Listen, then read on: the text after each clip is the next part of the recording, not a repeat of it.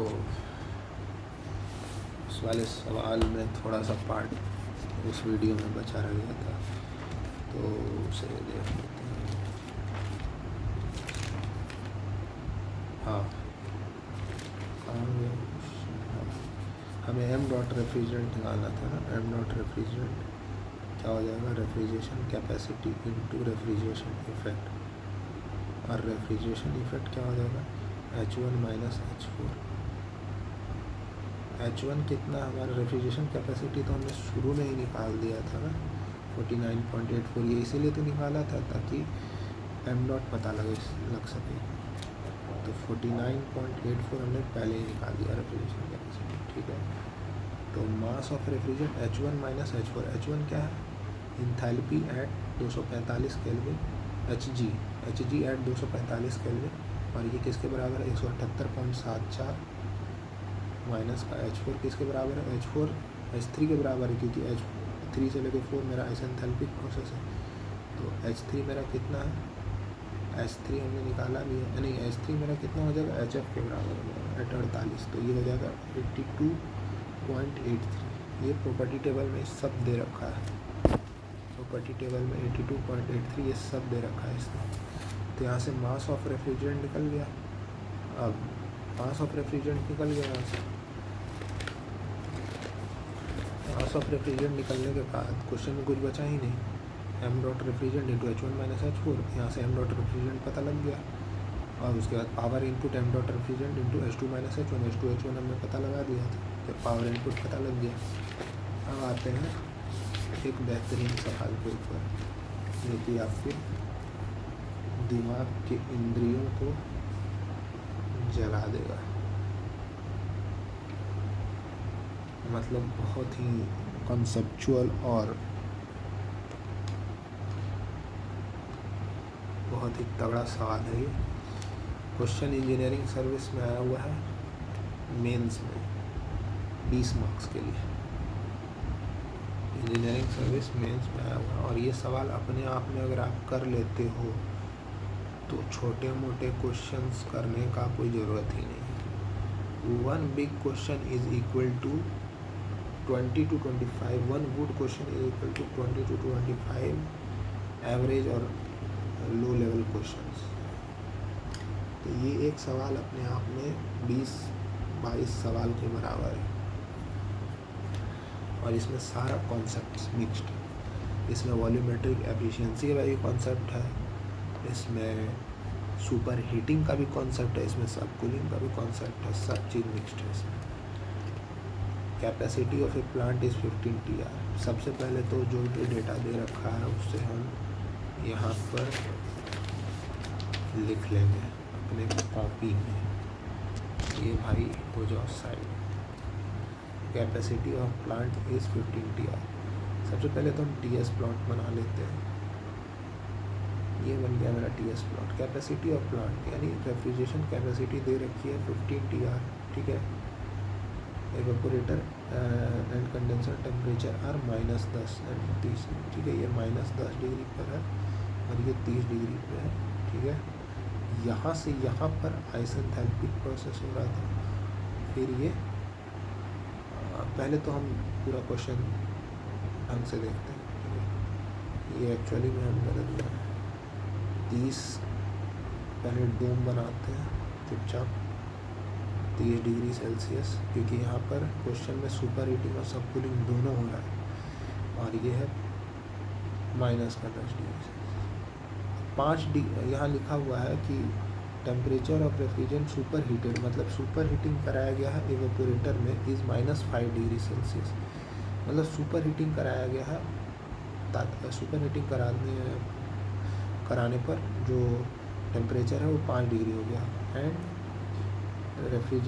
Temperature और refrigerant subcooled as liquid in condenser is 25, यानी 30 से ड्रॉप करके ये 25 पे चल गया। यानी डिग्री ऑफ सुपर हीटिंग और डिग्री ऑफ सब कूलिंग बराबर है 5 डिग्री। अब यहाँ से ये प्रोसेस आइसेंथैल्पिक होगा और ये यहाँ से यहाँ चलेगा, फिर ये कुछ इस तरह का ये बनेगा, ठीक है। तो इस नाम भी दे दिया, 6 से वही चीज़ है यहाँ 1 2 3 4। तो सुपर हीटिंग भी है, सब कूलिंग भी है, दोनों का कंसेप्ट मिक्स्ड है। ठीक है, 5 डिग्री सुपर हीटिंग, 5 डिग्री सब कूलिंग। अब हम पहला मेरे दिमाग में ये चीज़ स्ट्राइक करेगा कि हम सभी पॉइंट पर इंथैल्पी निकाल लें तो हमारा सवाल तो होने लायक हो जाएगा। मतलब सबसे पहला चीज़ इन सभी सवालों में जो दिमाग में स्ट्राइक करना चाहिए वो सभी पॉइंट पे इंथैल्पी निकालना। तो H3 तो हमें दे रखा है HF के बराबर है 30 डिग्री सेल्सियस। तो H3 आ जाएगा हमारा प्रॉपर्टी टेबल से 30 डिग्री सेल्सियस पर हम गए, और HF कितना है 229.11। तो H3 आ गया हमारा 229.11 किलो जूल पर केजी। अब H2 डैश क्या होगा? हाँ, H3 पता लग गया।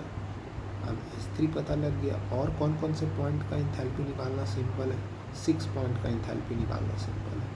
6 पॉइंट का इंथैल्पी कितना हो जाएगा? H6 जो हो जाएगा वो Hg के बराबर हो जाएगा, और वो -10 डिग्री के कॉरस्पॉन्डिंग होगा। तो -10 डिग्री कॉरस्पॉन्डिंग H6 हो जाएगा 347.96। ये पता लग गया, H6 पता लग गया, H6 पता लग गया 347.96। और क्या पता लग गया? H3 पता लग गया था ना, H3, हाँ H3 पता था 229.11। ठीक है, और H6 पता है, H3 पता है, और क्या पता लगा? H2 dash. H2 डैश कितना होगा?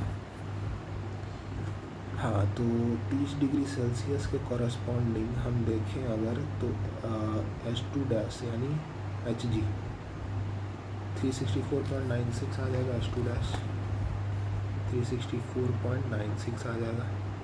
सभी पॉइंट और बाकी साइड पॉइंट्स का इंथैल्पी हम निकालेंगे धीरे धीरे करके। सबसे पहली बात तो H2 डैश पता है, Hg एट 30 डिग्री, तो यहाँ से 364.96 पता लग गया। H4 हमें नहीं पता है, सबसे पहले हम H4 ही निकालते हैं। तो हमें पता है कि H4 minus H3 minus H4 delta H के बराबर हो जाएगा। तो यहाँ से H3 माइनस H4 यानी ये जो रीज़न है H3 माइनस H4 जो है डेल्टा H के बराबर हो जाएगा, और यहाँ से H3 है 229.11 और डेल्टा H हो जाएगा Cp डेल्टा T। तो यहाँ से Cp हो जाएगा, लिक्विड के Cp दिए रखा है क्वेश्चन में 0.963 किलो जूल पर केजी केल्विन। तो यहाँ से हम T3 T4 भी पता है हमें, तो यहाँ से H4 पता लग गया। H4 पता लग गया तो H5 पता लग गया। H4 पता लग गया तो अब H5 भी पता लग गया। अब H4 पता लग गया, H5 पता लग गया, अब H1 कैसे निकलेगा? H4 H5 पता लग गया, अब H1 हमें निकालना है। तो H1 बराबर H6 प्लस डेल्टा H। हाँ, तो H1 बराबर हो जाएगा H6 प्लस डेल्टा H। तो H1 बराबर 347.96 H6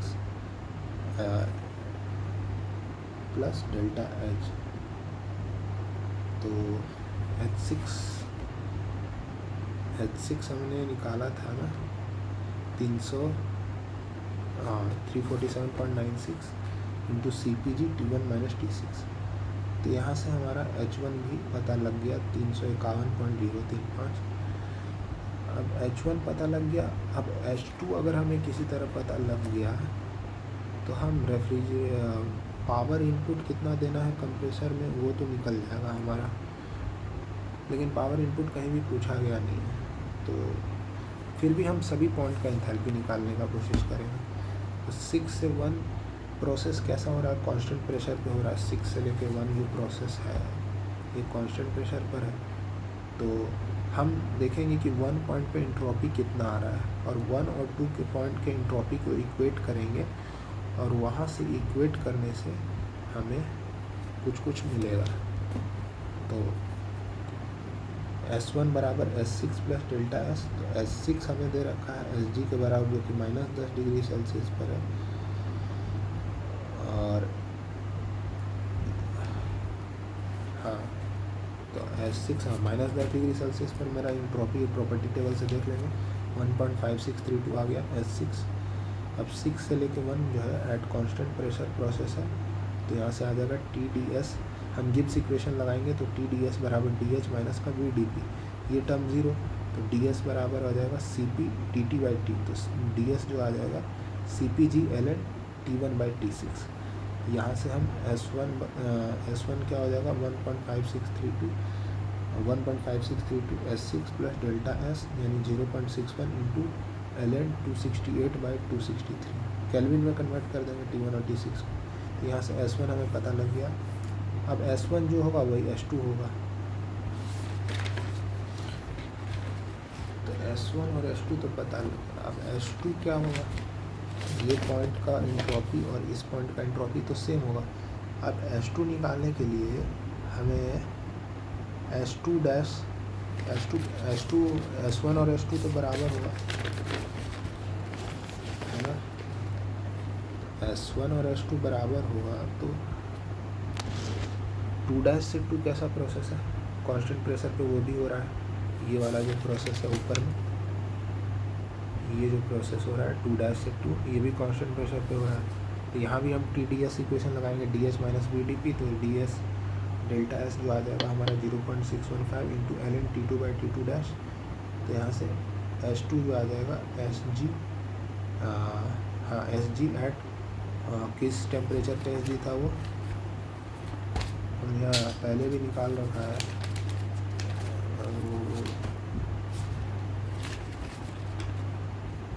30 डिग्री सेल्सियस पर SG आ जाएगा 1.5481, देख लेना वहाँ पर प्रॉपर्टी टेबल पे 1.5481 प्लस 0.615 ln T2/303 आ जाएगा।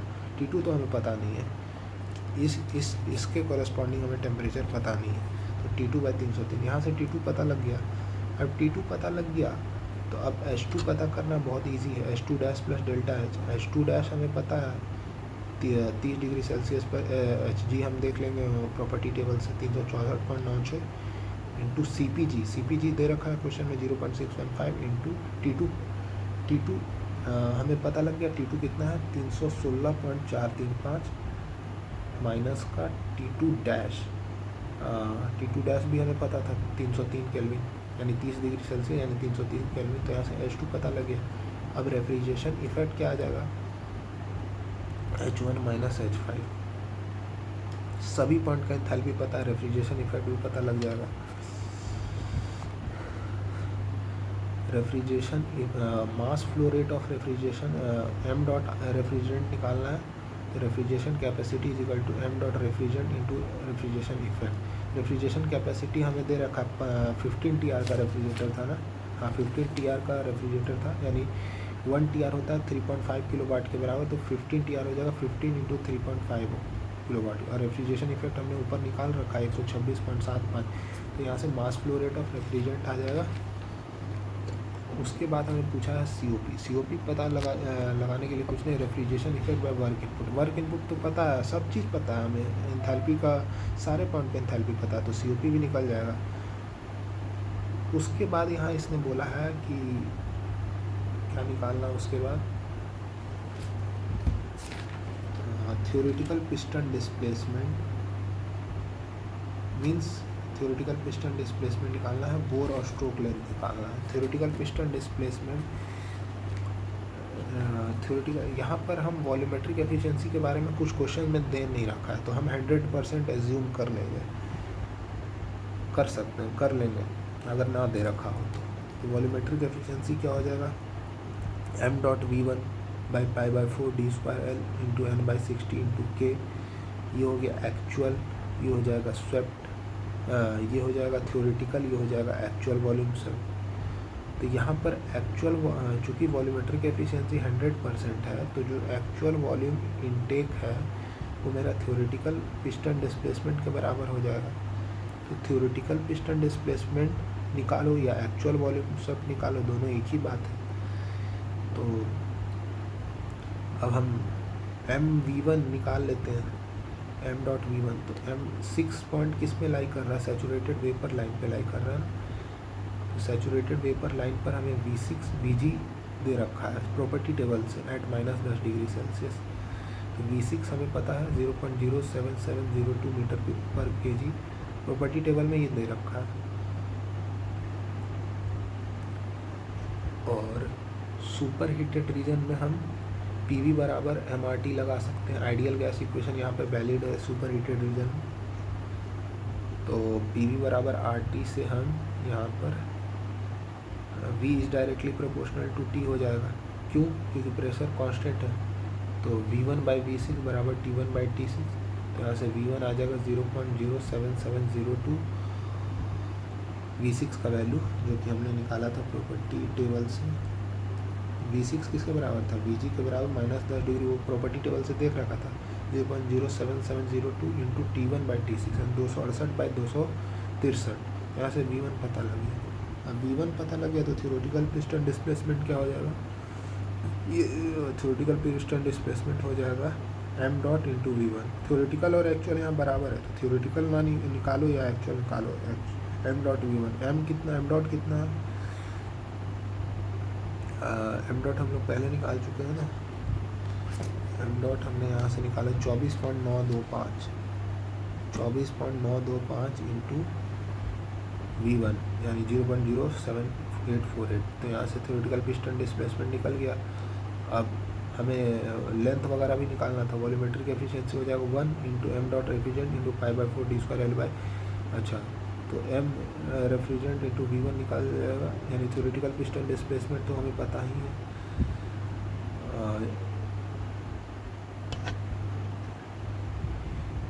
वॉल्यूमेट्रिक एफिशिएंसी जो है 1 है, तो π/4 d²L की जगह हम 1.5D रख देंगे।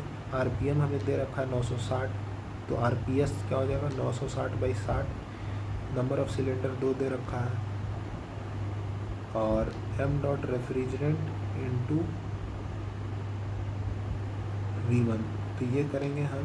तो ये तो हमारा थ्योरेटिकल पिस्टन डिस्प्लेसमेंट ऑलरेडी आ रखा है 1.956 मीटर क्यूब पर केजी, मीटर क्यूब पर मिनट के बराबर। तो उससे इक्वेट कर देंगे, तो यहाँ से D और L दोनों निकल जाएगा।